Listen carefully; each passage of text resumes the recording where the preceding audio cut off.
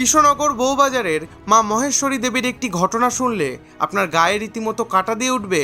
এক বছর কৃষ্ণনগরে জগদ্ধাত্রী প্রতিমা নিরঞ্জনের শোভাযাত্রায় কোনো এক কারণবশত বউবাজার মা মহেশ্বরীর শোভাযাত্রা রাজবাড়ির কাছে আটকে দেওয়া হয়। তখন ঘড়ির কাঁটায় বাজে 7:30 থেকে 8টা। রাস্তার একটা কোনায় দাঁড়িয়ে রয়েছে মা মহেশ্বরীর শোভাযাত্রা, সঙ্গে দাঁড়িয়ে রয়েছে সকল বেয়ারারা। বউবাজার বারোয়ারির একটি নিয়ম ছিল, প্রতিমা নিরঞ্জনের পর সকল বেয়ারাদের খাওয়া দাওয়ার ব্যবস্থা ছিল। যেহেতু সারা রাত্রি তারা কিছু খায়নি, এবার হয়তো তারা আর পারবে না।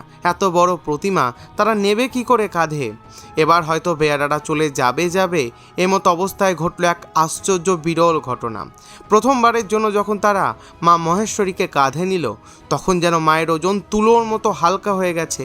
কোনো রকম ওজন তারা টের পায়নি। এটা আমার বক্তব্য না, এটাই সকল বেয়ারাদের বক্তব্য।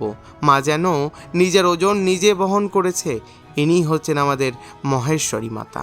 আমার সঙ্গে একবার ভালোবেসে বলো, জয় মা মহেশ্বরী।